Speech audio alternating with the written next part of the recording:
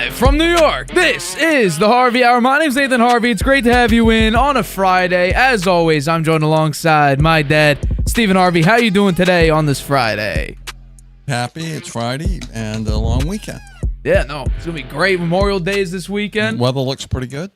Yeah, about time. We had it's a weird rainstorm, thunder. It's been a while since we had that. I'm enjoying the heat. It's very hot today. Compared to the past week, it's been relatively nice, moderate temperature. Now it's like 84, high degree of humidity.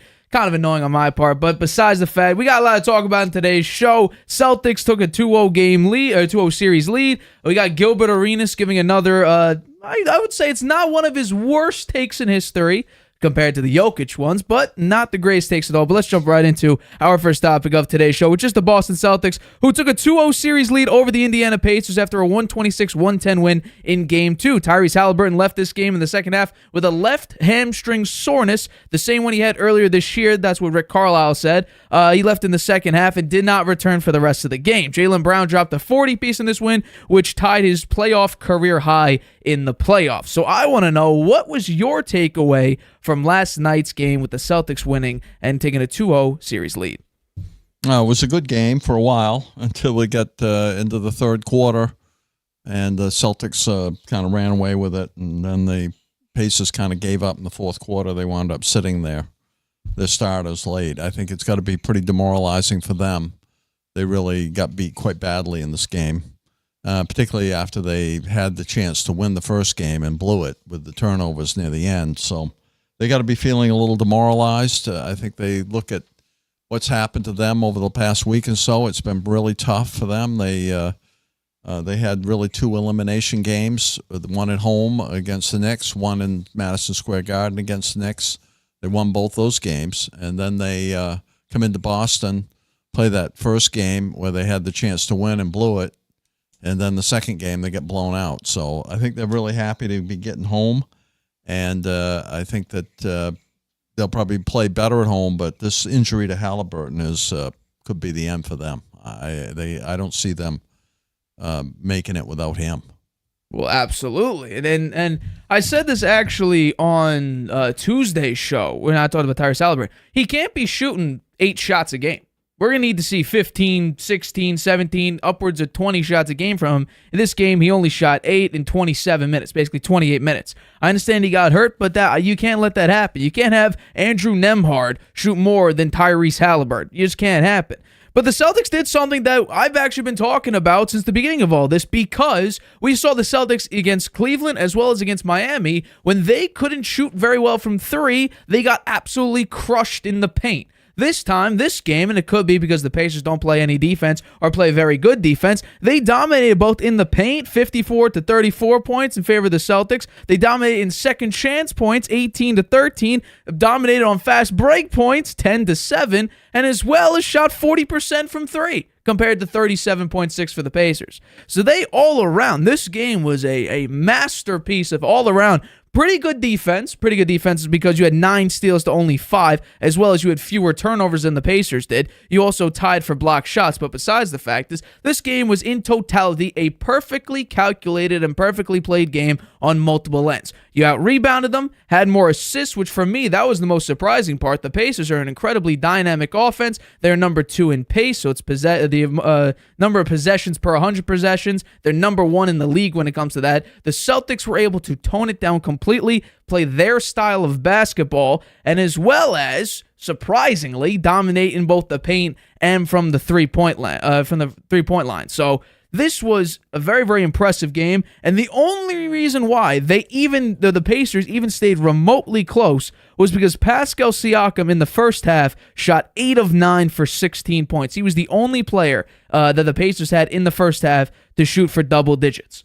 So he was really, and in this game in its totality, he shot 13 to 17, that's 76.5%, and he was the only guy in 20 points. He was one of only 4 Pacers players to have double digits in points. Yeah. So the Pacers just got absolutely smoked on basically every level. Meanwhile, the Celtics played incredible through and through. Multiple players had 20 points. Jaylen Brown had 40 points.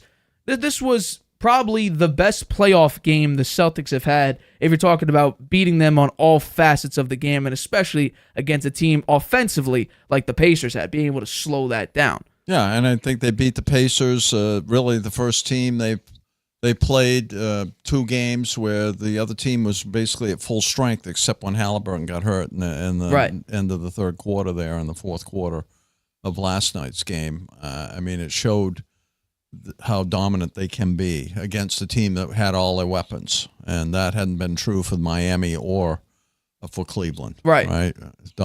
Mitchell being hurt and Jimmy Butler not being in the game. Those were big advantages for the Celtics. You didn't see that in Game 1, and the Celtics uncharacteristically in Game 1 came back.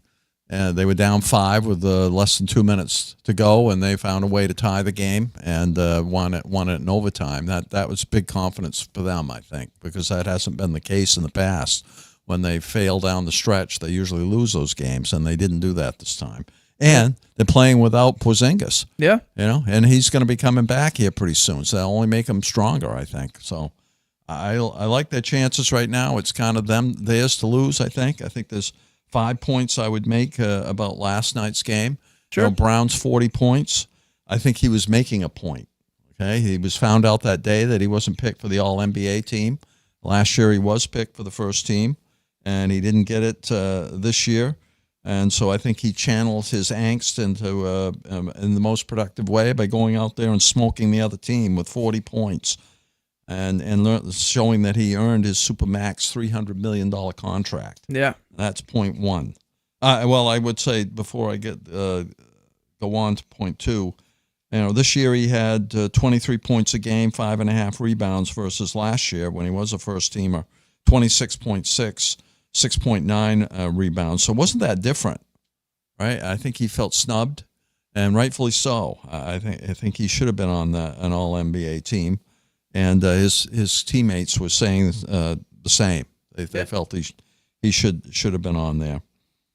And particularly, generally, all NBA players are on teams that have big win-loss records, and the Celtics ran away with the East this year. So why he didn't get picked, I'm not sure.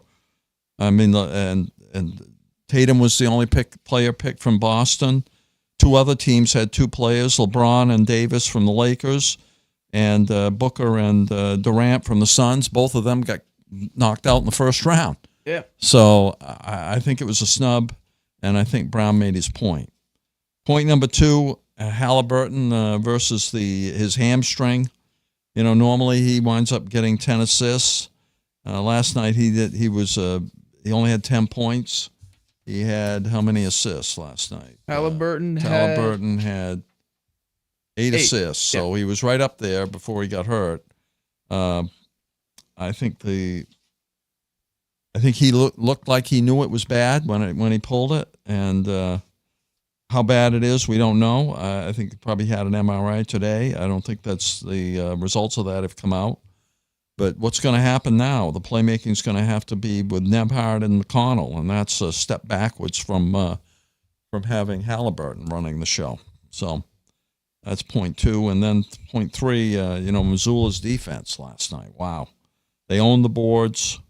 They had 20 unanswered points in the second quarter. I think on a 20-0 run, yeah. The Pacers didn't score until about, 5 or 6 minutes left in the second quarter. That was amazing.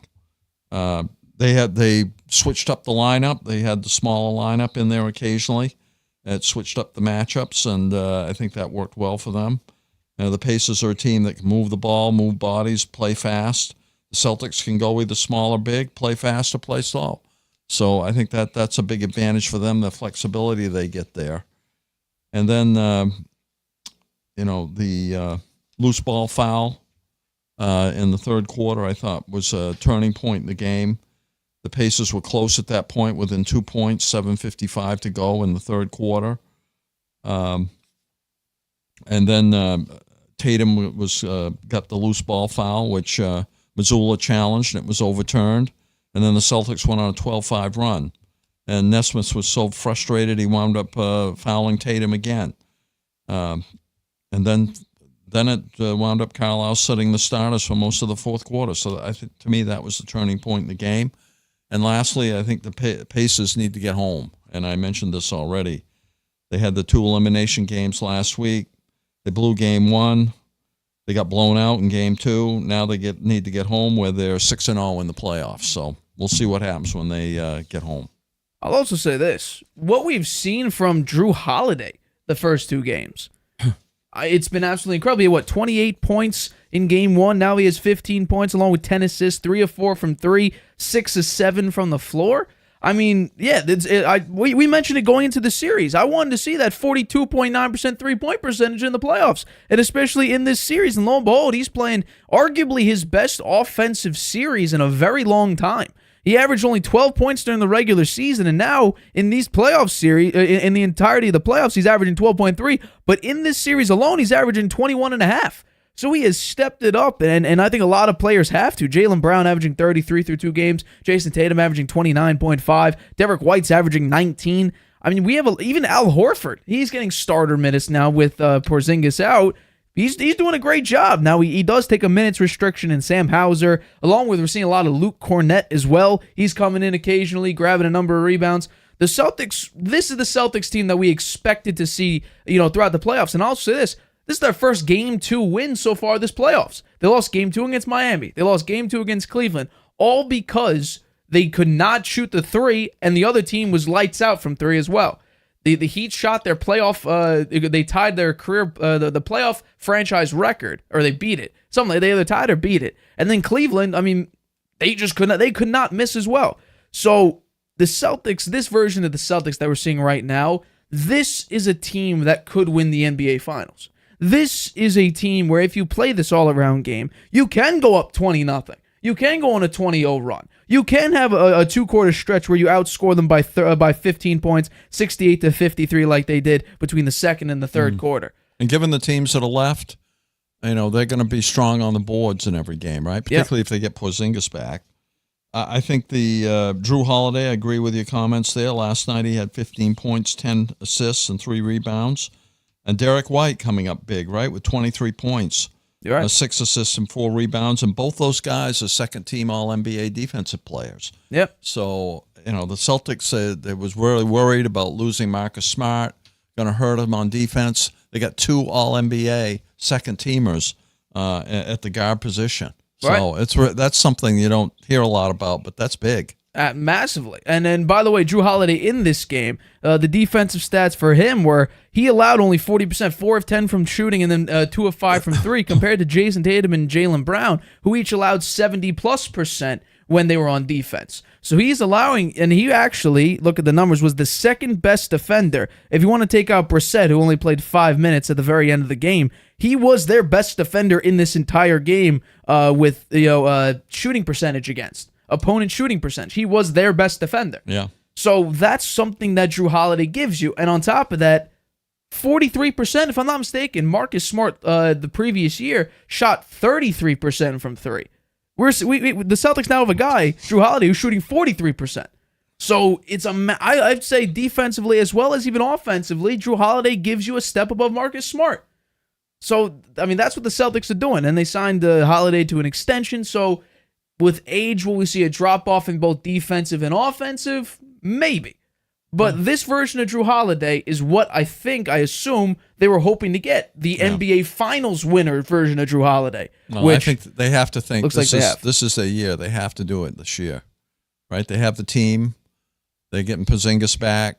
It's theirs to lose. Yeah. They got to do it.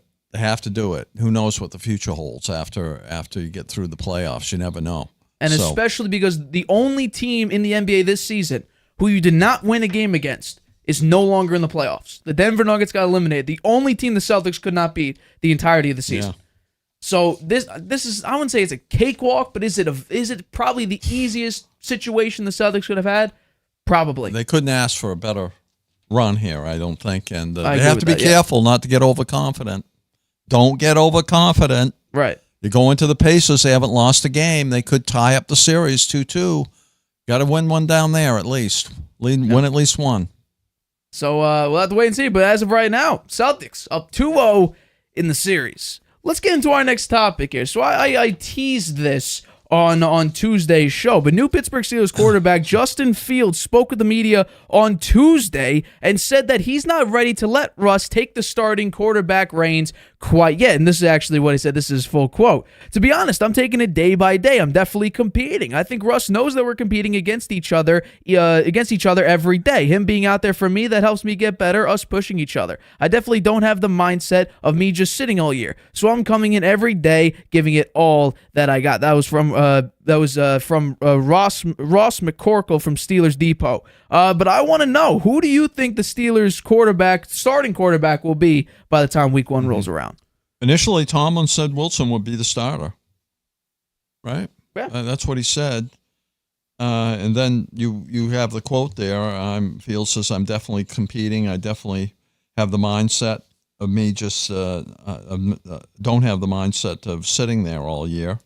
I'm coming in every day, giving it all I've got. I'm pushing Wilson to be his best, and he's pushing me to be my best each and every day. And the Russ knows it. I think that's true, and I think that's fair, and I think that's fine. I don't think Russell Wilson's upset about that. I mean, he's expecting the competition. That can only make him play better. I don't know if it's something he's just saying or the Steelers are really opening the door to a quarterback competition. It sounds like they are, right? Because Tomlin said Wilson's in the pole position, but Fields will have an opportunity to compete. So Tomlin is giving him the okay to get out there and say, hey, I'm going to try to win the starting job and let the best man win. And I think it's going to be interesting when you look back. The Broncos bailed on Wilson, right? Owing him $39 million guaranteed. Nobody wanted Fields. He went for a 6th-round pick. The Steelers are not picking up his 5th-year option.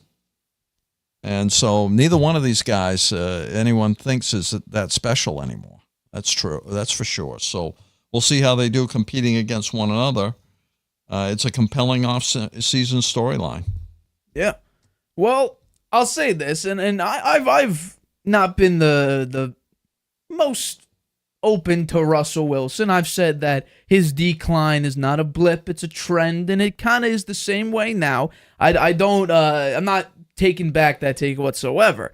But let's talk about the past 2 seasons, right? So when Russell Wilson came over to Denver and Justin Fields his last 2 years, let's compare the 2 quarterbacks to see who is the better quarterback. Well, if we actually do that, well, it looks like Russell Wilson is significantly the better quarterback. Record, Russ is a better record. Completion percentage goes to Russ. Passing yards per game goes to Russ. Total touchdowns, which includes rushing touchdowns, goes to Russ. Total turnovers, Justin Fields has significantly more. Passer rating goes to Russ. So in the past 2 seasons, Russell Wilson is the better quarterback amongst the 2. But it's kind of unfortunate if you take a look at the Steelers situation.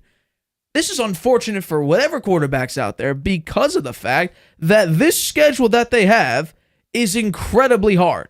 So much so, it is the toughest schedule in the NFL. And that back stretch of you start off in Week 11 with Ravens, then Cleveland, Cincinnati, Cleveland again, Philly, Ravens, Chiefs, Bengals. I think there is a very high likelihood, and let's just say hypothetically, all these teams have basically all their healthy starters. There is a high likelihood that the Steelers go winless at that backstretch. I think that's the case. You're really going to need to take advantage of the Denver Broncos situation. You're going to need to take advantage of Anthony Richardson coming back from injury 4 weeks in from his injury, recovering from it in week 4. You're going to need to take advantage of the fact that Gardner Minshew or Aiden O'Connell will be the quarterback against the Ravens. The Jets, who knows how Aaron Rodgers is going to play. The Giants are probably going to keep Daniel Jones out there. So that's where you're really going to need to take advantage. The Cowboys are incredibly difficult. The Jets could be a serious problem, at least defensively. Kirk Cousins was not playing that poorly when he was his last year with Minnesota before he got hurt. And then you obviously have to beat up on Washington, who have Jaden Daniels as their quarterback. So it's a really unfortunate situation for whatever quarterback's playing, whether or not it's Russ, whether it's Justin Fields. It doesn't matter. So I would say if I had to make a prediction, who will be the Steelers starting quarterback, I'm going with Russell Wilson. He's the better quarterback, the more experienced quarterback. Now, the Steelers did turn down Justin Fields' fifth-year opportunity. But I will also discuss this.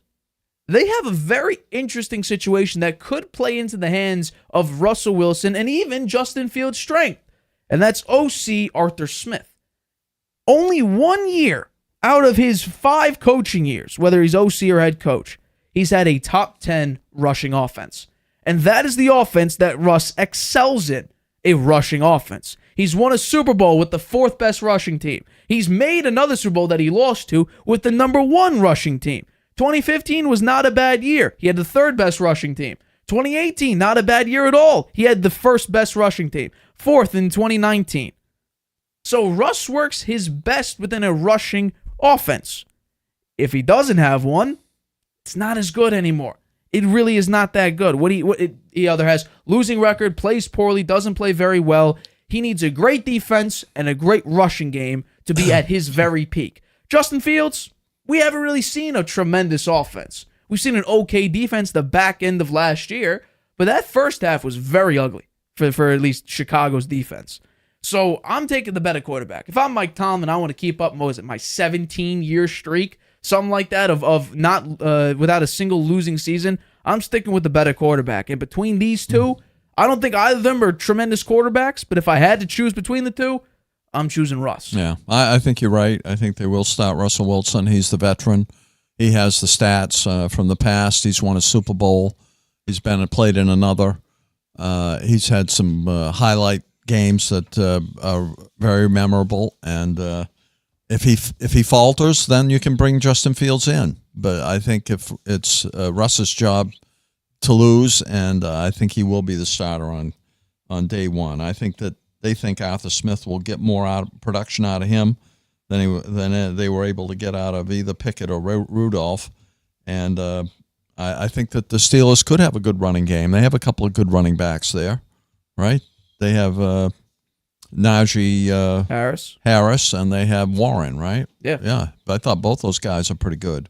I think that they tried to strengthen up their offensive line a little bit in the draft. So who knows? Maybe they'll have a really good running game, and that will benefit Russell Wilson a lot. Well, I just did the number of wins and losses, and basically what I came to is 5-12 if they do go on that massive losing streak at the end from week 11 to week 18. Let's say they split with their own division. They're 8-9. Yeah. So well, you have them losing to Atlanta. Put it back up there. The schedule, sure. Yeah. So I them losing to Atlanta, winning against Broncos. Basically, it's win against Broncos, win against Colts, Raiders, and Giants, as well as Commanders. Everyone else is a loss. Yeah, I don't know. I don't think that in their division they generally play pretty well. I think they split with the Browns. Okay, right? So that would be what, 6-11? Yeah, and I think they, it's pretty tough. I think they split with the Bengals too. Okay, so then that would be 7 and 10? Yeah. Well, even if you split with the Ravens, that's still 8-9. You still don't get the winning record. Yeah. It's really unfortunate, this entire situation. I don't know. You think the Jets are going to beat them, huh? I do, because they had the number 1 rated defense last year, and by the way, they went 7-10 with Tim Boyle, Trevor Siemian, and Zach Wilson at quarterback. They had 3 quarterbacks. Mm-hmm. And they went 7-10. And you're going to tell me now you're going to bring in a first ballot Hall of Famer and they're going to stay the same? Yeah. I don't believe that. And besides, if he can stay healthy. Right, if he can stay healthy. I assume and their he's going backup to quarterback this year is Tyrod Taylor. He can never stay healthy. By the way, I'm going to stay on this. Who ran the Giants offense better than Daniel Jones did? Yeah. And he was in Daboll's system for what, a year? Yeah, but he never can stay healthy. He winds up he takes too many risks and gets himself hurt. Right. He's not getting any younger. He needs to protect his body a little bit more when he's out there. If you look at the projections, right, the Steelers are only favored in 5 games, I think. 1, 2, 3, 4, 5 games they're favored to win. Yeah. So 5-12 is not that outrageous. But I could understand why people are like, oh, but look at the Steelers, who they have. Correct. They have I think a pretty deep running back room. They have good defense. They do have a good defense. And by the way, I'm the wrong team, but Their wide receiver core is not horrible. George Pickens, very good wide receiver. Van Jefferson didn't have that much production. He was good for a year or two with the Rams. Roman Wilson, the rookie. And then outside of that, you have Scotty Miller, you got Quez Watkins, Calvin Austin, Denzel Mims, a couple pieces there. But in reality, the offensive line, you got the guy from Washington, the left tackle. I think this is going to be a heavy run offense. I think it's going to fit either quarterback, honestly, because like I said, Arthur Smith only had 1 year where his rushing offense was not top 10. And they were 31st that year, which was 3 years ago. So I think the style of offense that Arthur Smith will try to run will benefit either quarterback. It's just it's whether or not Najee Harris and Jaylen Warren could run that run style offense. I think honestly, Justin Fields would work better in this offense, but I think just because Russell Wilson is the more experienced quarterback, he's playing better. And this is with Nathaniel Hackett as his head coach for basically the entire season, his first year with Denver, and still is better than Justin Fields. I'm going to take Russell Wilson to go and start. Now, who knows? Russ might be terrible. And maybe... that's why they should start him first and see. Maybe during that long losing streak, you might throw in Fields. Makes sense to start him first. As I mentioned, he has the accolades from the past, even though they seem to be have left him for the most part with his time with the Broncos. And then if he falters, then it makes sense to bring Justin Fields in. And I think that's... less pressure on Fields. If he wins the job and goes out there and Russ is standing on the sidelines waiting to come in, I think that makes it tougher on Fields. So I think he'd be good to play as well as he can in the preseason, show he's got something, and let Russ get out there. If he plays well, and I'm sorry, Justin, you're going to stand on the sidelines for the year.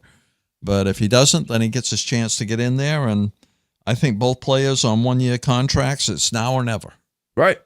And I think this is, unfortunately, and it's crazy to think, I'm sure the Steelers will figure something out, but the fact that they have the hardest schedule in the NFL, and they have a brand new quarterback, and they have two brand new quarterbacks, a brand new OC, you got rid of arguably your best wide receiver in Deontay Johnson, or you could say George Pickens is probably better, but you got a brand new left tackle, you have a year 2 right tackle. There's a lot of moving pieces on offense. Are we sure Arthur Smith is the guy to make, cohese them together and make them work like a functioning, machine? I don't know if Arthur Smith is the guy. Tried to work with Desmond Ridder and Taylor Heineke.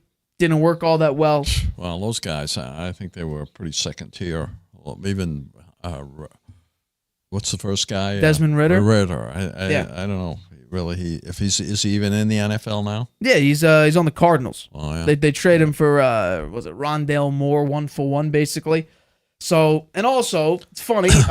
Russ came out. Pro Football Focus came out and said, he is now the leader in check down percentage the past season. 10% of his throws were checked down.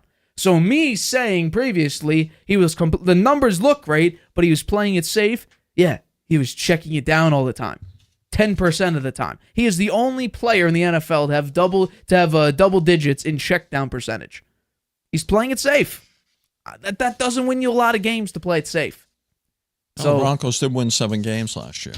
Kenny Pickett and Mason Rudolph played a couple games as well. And Mitch Trubisky came in as well. He was terrible. He was horrible.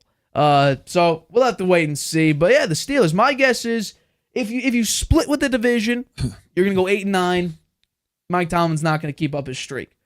This team, I can't see it vying for a playoff spot, especially in the AFC. We'll see what the Jets do. The Jets are probably the big question mark. I can't be confident they're going to be great. Every year they think they're going to be great. They bomb. So we'll see what happens. That's fair. All right, we're going to take a break, but coming up, Gilbert Arenas calls the NBA voters lazy for making an all-big man first defensive team, as well as Dak Prescott addresses his contract situation with the Dallas Cowboys. We'll break all that down and discuss right after this. Whether you're just discovering your voice or taking your show to the next level, you know what the world needs to hear. All you have to do is say it. With Spotify, set up your podcast. Your food podcast. Your mindfulness podcast. your Never Thought You'd Get This Far podcast and watch those sparks fly. I put a picture of the Drop the episode anywhere people listen and find out who they're cooking with, where they're finding inner balance, and why they love your show. You're already a creator. Now you can create, connect, and get paid for your passion with one single free tool. Spotify for podcasters. Talk where the world listens. Using Wi-Fi without NordVPN could mean sharing your private stuff with more people than you think. Stay safe on public Wi-Fi. Get NordVPN's special offer and encrypt your internet connection. NordVPN. Online security starts with a click.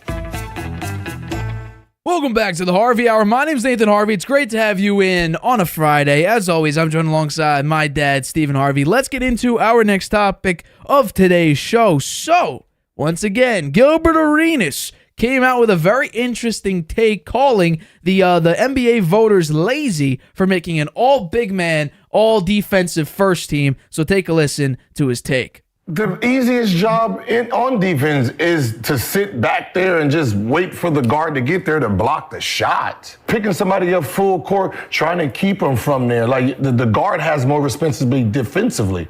So the guard has to pick up full court. If there's doing some trapping, they got to do some switching, right? So they're doing a lot of heavy lifting on the defensive end, and the big man is back there blocking and securing the rebound, right? So the fact that you got 5 big men as all first team, y'all are lazy now. So I want to know, do you think Gilbert Arenas has a point that guards deserve more credit than they get when it comes to winning these big-time awards like NBA All-Defensive First Team? Actually, on this one, I think Gilbert Arenas, as much as I hate to say it, I think he has making some decent points here, right? I do think the guards play a big role in the defense, and I do think they have a tougher time than the big guys. I don't think it's as easy as just sitting back there and waiting for the guard to show up so you can block their shot. But picking Bam, Davis, Rudy Gobert, Herb Jones, and Victor Wembanyama as the top 5, those are all big guys. And last year, you had 2 guards in there with Drew Holiday and maybe it was 1. Drew Holiday was in there in the first team. Alex Caruso, is he? Yeah. He's a guard, right? Yeah, so he was in there. Jaren Jackson, Brook Lopez, and Evan Mobley last year. So you had a mix. You had a couple of guards in there.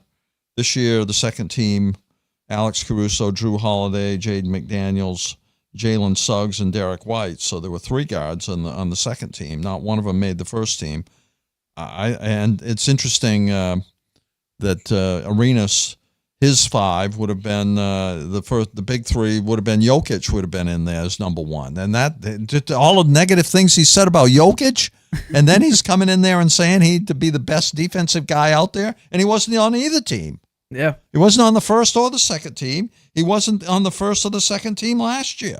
Yeah. So how does he wind up doing that? That is crazy. I don't understand that. Gil, what are you thinking about there? You haven't had enough bad things to say about Jokic in terms of him being the MVP. His second guy was Embiid, and he wasn't on any of the teams. And Giannis was third. He wasn't on any of the teams. Then he said the guards should be in there. He didn't name any. And then he said Davis should be in there, who was on the first team this year. So I'm not sure where he's coming from. He did say the guards have it much harder. They have to guard the likes of Shea Alexander and Luka, Kyrie, LeBron, KD, Curry, Tatum. That makes it tougher on the guards. So I agree. I tend to agree with that, but the way he comes at it is a little odd. That's what I have to say. I'll agree with you. The way he approaches it is a bit odd. However, I'm gonna stay on the side of disagreeing with him. I agree with the fact that guards might have it harder, but we do have to realize what constitutes Defensive Player of the Year, what constitutes just all defensive. And by the way, the reason why you didn't have a single guard on the all defensive first team was because this year it was positionless. You didn't need to have 2 guards and 2 forwards and a center. You could have 5 centers if you want to. This year went all positionless, which honestly kills the chance of having any guard be on the all-defensive first team. What do you mean it went positionless? Positionless. There was no, you didn't have to have 2 guards, 2 forwards, and a center. It could be 5 forwards, Generally, 5 guards. Playing 5 centers out there is not going to win you a game. Correct. But you're going to lose on the speed, and most teams don't even have that many centers. Right. So, but this team, there was 2 forwards and 3 centers? Or is it, you're talking about the team that got picked. Yes. This year's all-defensive first team. Yeah, it's positionless. So you're right. Yeah. Basically. So, in my mind, right, I'm not agreeing with them at all, because in the history of the NBA, there have only been 7 guards to win Defensive Player of the Year, right? So that's a 17.07% chance of a guard winning Defensive Player of the Year. Now, all defensive first team, it's quite interesting, because in this year, take a look at Victor Wembanyama, for instance. There are several clips out there of people, it looks like they're open, but because Wembanyama's in the vicinity, they decide to pass it out to the 3. And by the way, also, what constitutes as playing great defensively? Is it blocks? Is it steals? Is it rebounds? I think that's also something we have to take into account. Because Wembanyama, he averaged, I think, over 3 blocks a game. Rudy Gobert also had a tremendous year. He averaged 2.1 blocks per game. So I think it's perfectly fine. I don't think it's lazy, because the centers are the ones that have the blocks. Now, Derek White, I think you had an argument for putting him on the first team, just because of the fact he led the entire NBA when it comes to people 6'6" and under in blocks. I think he had 83 blocks. So you might want to add him to it, maybe. But I think the way that this is set up, maybe Herb Jones, maybe you wouldn't add him, but I'm fine with this being the case, because defensively the numbers say that the big men are the main defenders. That's what I think. In the history of the NBA, the big guys are the guys to really shut down the NBA. Yeah. Like, for instance, defensive rating, which is an estimate of the points allowed per 100 possessions. In the history of Defensive Player of the Year stat, I understand this is, all defensive first team, but in the history of Defensive Player of the Year, there's been 41 years. Not a single guard has led the NBA in points allowed per 100 possessions. Basically, we're number 1 in defensive rating. This season, in defensive rating, the highest guard is 12th. Not even in the top 10 in shutting players down in points allowed. Yeah. All went to big men. The big men are the defenders in the league. Now you can say Drew Holiday, Marcus Smart. True. Very true. But we still have to realize that sometimes defenders still drop 35. Drop 32. Big men generally don't average 20-plus points a game. Generally. Now, today's NBA, it's a little bit different. Embiid was averaging 35 before he got hurt. He's an entirely different breed of NBA player. Jokic averaged 26. But, for instance, Rudy Gobert, who won DPOY this year, averaged 14 points a game. Rebounds, I think, also go into this. Defensive rebounds, offensive rebounds. I think that also plays a role into this.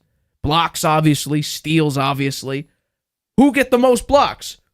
Generally not the most steals, but who gets the most blocks? Who gets the most rebounds? The big guys. The big guys. So I don't have a problem. I don't think you should call them lazy for picking it. I just think because it's positionless this year, it is unfair. It's not lazy because the defensive players in totality are big men. I think defense is on the down by the basket. Right? Yeah. The fact that guards pressure the ball on the way up, generally they don't steal it. It doesn't happen very often. You might slow the other team down a little bit, take a few more seconds off the clock so they have less time to shoot. But the defense is won or lost whether the team scores or not. Yeah. Whether the other team scores or not. And the big guys play a big role in that for sure. Absolutely. So, I mean, for instance, you had 3 guys who could have been Defensive Player of the Year on the all-defensive first team. 3 guys. AD, Rudy Gobert, who won it, and Victor Wembanyama, who I think personally should have won it. Because when you average 3.6 blocks a game, you also average 21 points. Both of those are more than Rudy Gobert. and you have what, 2 rebounds fewer, 2.5 rebounds fewer, and you had more assists per game. I think Wemby should have won DPOI personally. Well, the win-loss has something to do with it, right? Yeah, that influences the voters. That's true. The Spurs were terrible again. Spurs were horrible. I do wonder, though, because I'm pretty sure he didn't give out any guards who should have been on the first team. Was it Shea? Shea, I think, led the league in steals. Fair enough. But are you going to put him over a guy who averaged, 2 blocks a game? Maybe not. Are you going to put him above a guy who averaged 11 rebounds and 2 blocks a game? Probably not. Now, he did average, 32 points, 36 points a game? Some crazy, I think it was, 30? It was above 30 points a game. Yeah. And he had 2.1 steals. There's an argument. You might want to put him over Herbert Jones. Maybe.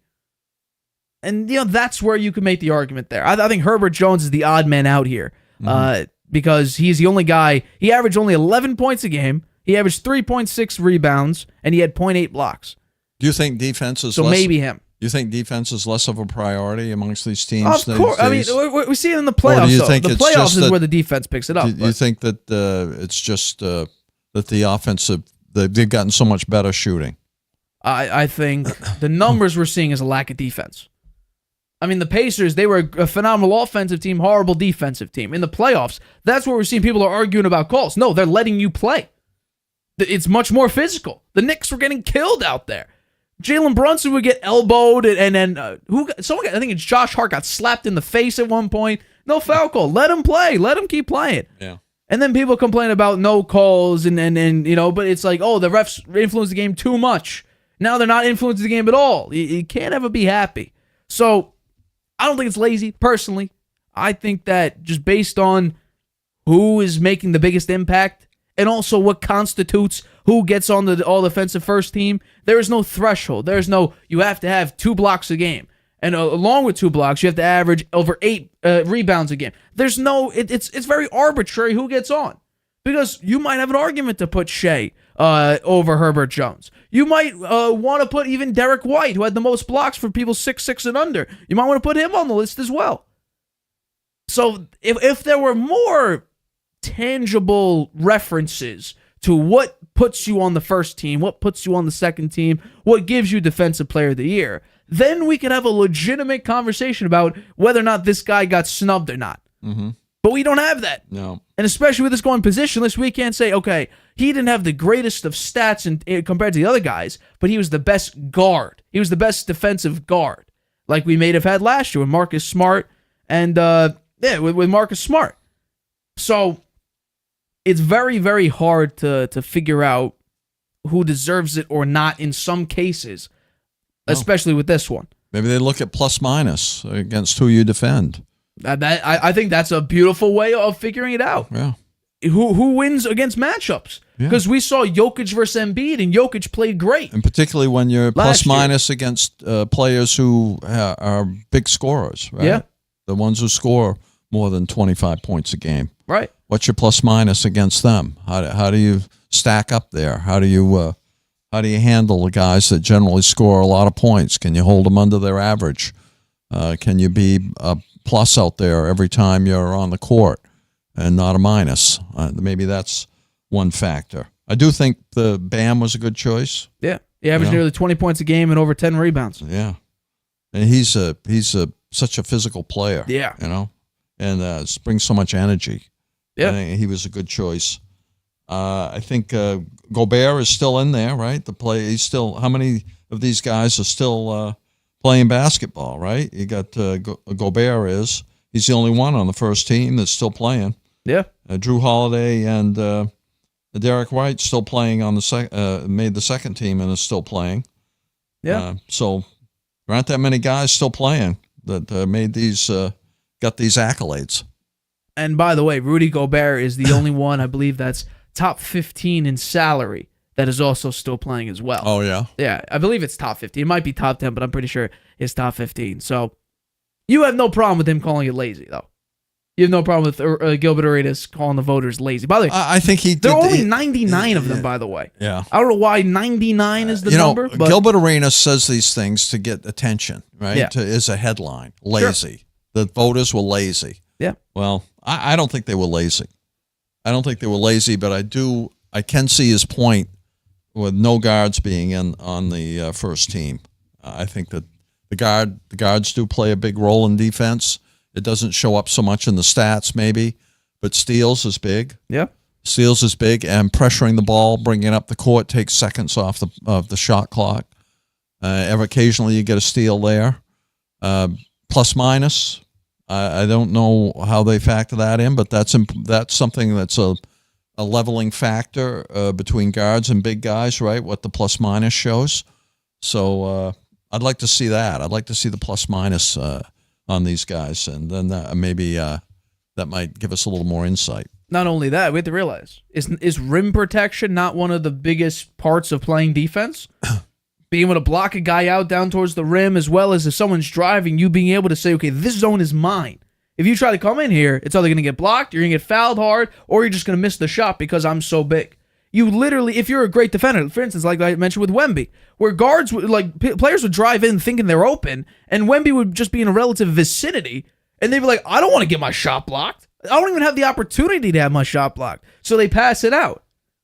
That is a massive part. It gets in your head. His wingspan is like, what, well, he's 10 feet? 7'3"? Something. He's but huge. his arms wingspan is like as tall as he is. It's right. Like so more than his height, I think. It's crazy. I think rim the guy looks protection odd. is one He's of the an most odd-looking guy. Well, I mean, 7'3", you don't see those types of people. He's every not that single day. heavy either. He looks like a string bean. Yeah, no, Kevin, small legs too. Kevin Durant, we've seen a few sprained ankles and a couple of Achilles injuries. Yeah. Let's hope Wemby doesn't, because Wemby had a phenomenal season, better than I thought he would have. But it's like that type of defense. The team didn't do very well though. What's the Spurs? They're not good all around anyway. But they don't have a high pick either, do they, in this draft? I didn't look. I think they have a 6th overall pick, something like that.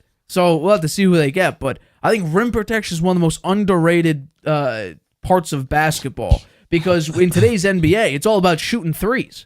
That's all it is. Think about that, though. The paint has become so irrelevant that, and this game is so focused on three-pointers, that the fact that we have big men leading in the NBA just proves that something works. It just shows that there's a part of the NBA defense that still is a big part even in today's NBA. Because otherwise, why don't people go up for more mid-range shots? Why aren't big men, in the totality of the NBA, focused on just driving and being physical, trying to get these big guys in foul trouble? The NBA is all about threes, and yet all big men are on defensive teams, or on the all-defensive first team. I still think it's a pretty exciting game, man. That first Celtics Pacers game, you don't see games like that very often. Pacers choked that away, though. It's a pretty exciting game, though. They may have choked it, but it was exciting. No, I agree with that. Particularly when you're a Celtics fan. That's fair enough. All right, let's get into our final topic of today's show. So Dak Prescott recently spoke on ESPN, Todd Archer reporting it, and he addressed his contract situation by saying this: I don't play for money. Never have, never cared for it, to be honest with you. Would give it up just to play this game. So I allow that to the business people to say what it's worth, what they're supposed to give a quarterback of my play, a person of my play, a leader of my play. For me, it's about control, what I can control and handle that part, and the rest will take care of itself. Once again, Todd Archer, ESPN, reporting that. But I want to know, what's your reaction to Dak's comments? I'm a little surprised. I've never heard a professional athlete say that money didn't matter. I don't believe that money doesn't matter to Dak Prescott. Money in the professional sport is a measurement of how good you are. In a lot of ways. You don't get big money unless you're great. And or you've been great, at least. You might not be great after you get the big money. We've seen that before. But to get the big money, you got to do something great. And most of the players who achieve that want to continue to get the big money. And I can't believe Dak Prescott doesn't want big money. I mean, he's leaving it up to his business people. Well, do you think he told his business people, just accept whatever they offer? I doubt he said that to them. Do you think? No. I'm sure he didn't say that to them. So I don't quite buy it. I think he understands that, he said that it depends on personal relationships, position, and how much the pay can affect others, understanding where I am and what my pay means and to the team and to the organization. I don't take it personally. He said maybe I took it personally in my first contract. I don't take it so personally now. So I think he's trying to say, I understand CD Lamb has to have a big contract and Micah Parsons has got to get a big contract. The three of us all getting big contracts, very hard to do. So I think he's, in his own mind, probably accepting of I may wind up in free agency. I don't think that'd be the best thing for him because if he does wind up in free agency, I'm not so sure he's going to go to a team that has a really good chance to win the Super Bowl. And maybe the Cowboys they won 12 games in the regular season, 3 seasons in a row now. So I'd say they're in a better position than many teams to make a run in the playoffs, even though they played like crap in the playoffs the last couple of years. This is their opportunity, and this is his opportunity. If he doesn't get a contract, he's going to want to play great. He said, "I'm going to play great no matter what I get paid. Anyway, I'd play this game if I wasn't getting paid to do it." That's what he says. I don't believe that, but I think this is his year. If he doesn't get the contract, he's going to have a fantastic year. And if he wants to wind up either back with the Cowboys on another big contract or with another team with a big contract that has a chance to win. Well, I'm gonna take the safe bet and say that Dak Prescott is either lying or I'm going with his lying. Of course he cares about the money. Otherwise, if they offer you $40 million, again, you'll take it. If they offer you $42 million, you'll take it. If they offer you $37, you'll take it. If it's really, if you're being truthful about this and saying that never cared for it, to be honest with you, would give it up just to play this game, they can give you $1 million a year and you'll say, sure. But that's not going to happen. Not going to happen. It's not realistic. It's flat out not going to happen. He did hedge his bets a little bit by saying it's the business people that manage it. Right. He's just waiting for them to make the deal. Right. And I think Dak is Dak's playing with a little bit of fire, I think, because it is true. It's very, very true. He has a no trade. He doesn't have a no trade clause. He has a no trade clause. He has a no franchise tag clause. He is playing. He's got the leverage. He's got the leverage here with the Cowboys, no doubt. Absolutely. So he's basically saying whatever he wants to do because guess what?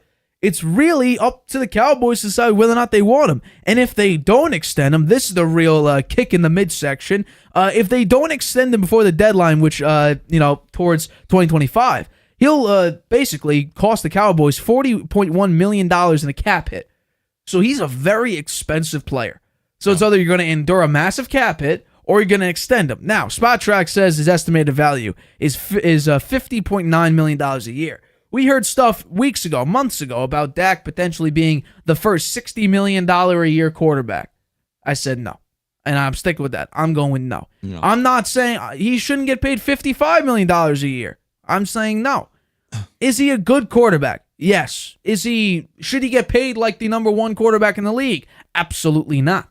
Save that for Burrow. Save that for Mahomes. Save that for Jalen Hurts or whoever. Lamar Jackson. Save it for those types of guys. Do you think he can get a Goff contract? $53 million? I'm going 50. I'm going with even below SpotTrack. 4 years, $200 million. Let's go with $50 million a year. Because what we've seen recently is in playoffs, you're not very good. You have hurt your team more than helped. You have a head coach who, maybe is not the greatest head coach in the world. However, he's not the worst because he's been able to go to 12 wins during the regular season each of the past 3 seasons.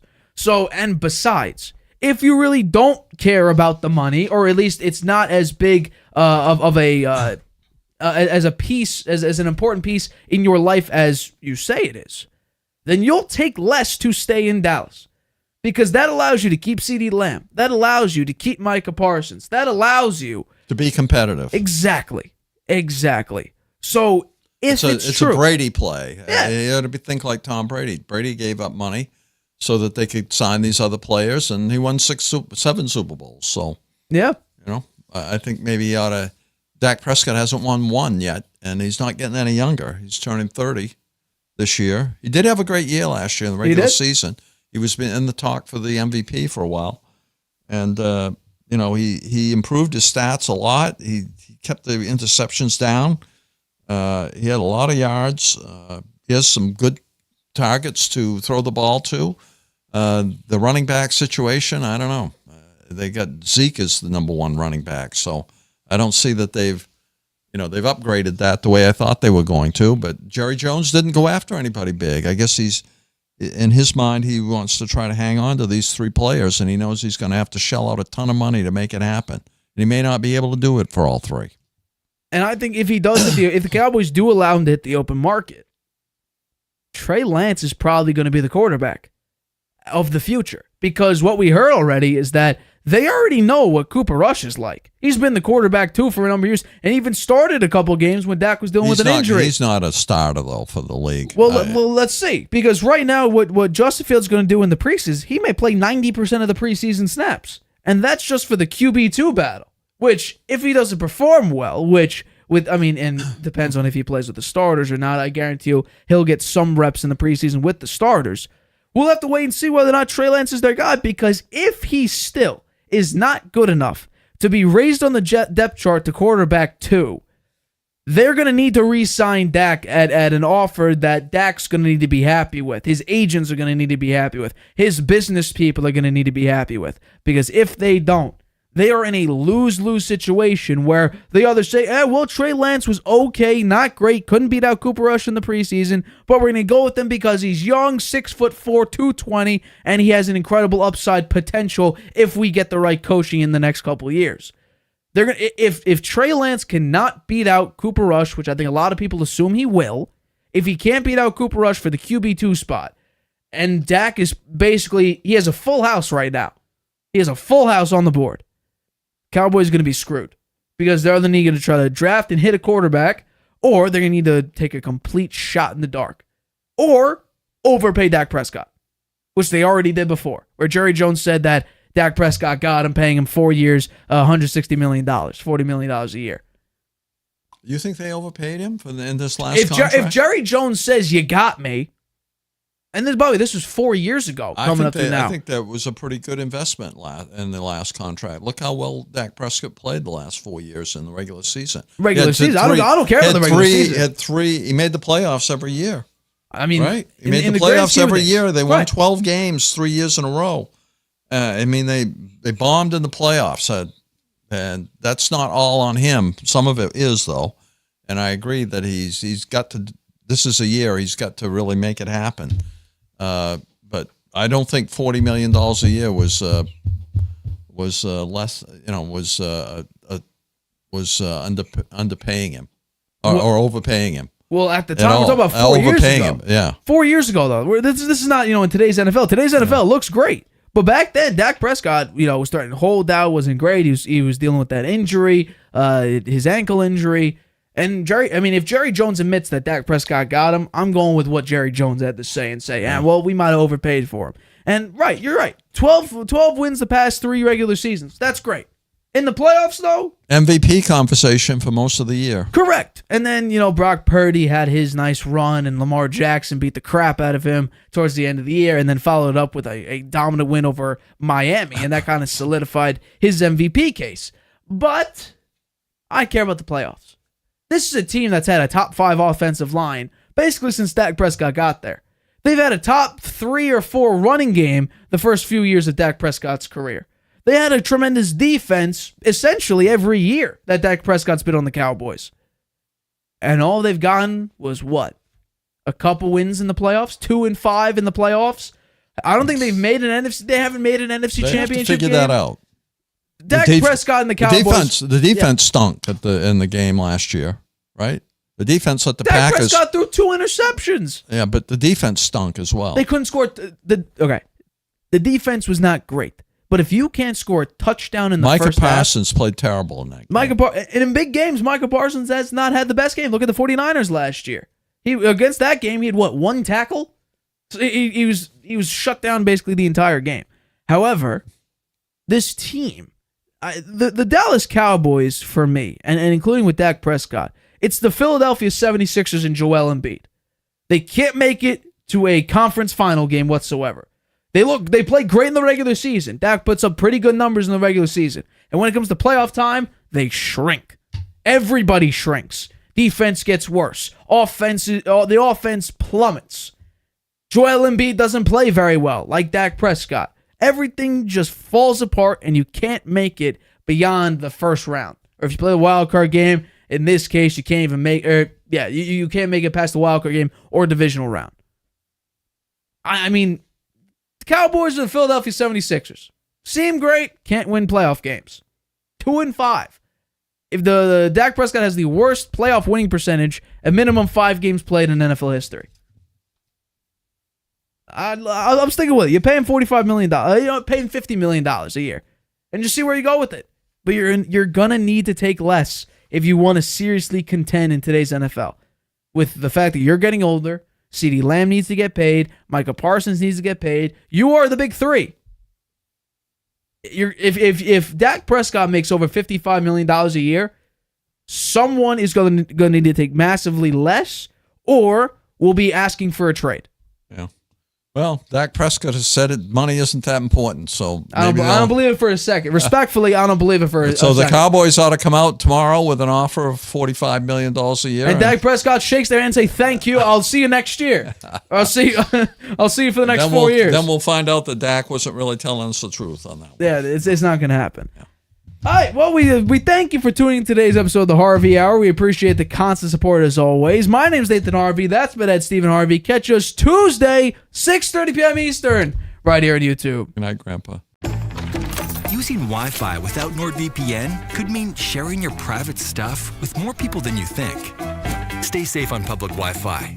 Get NordVPN's special offer and encrypt your internet connection. NordVPN. Online security starts with a click.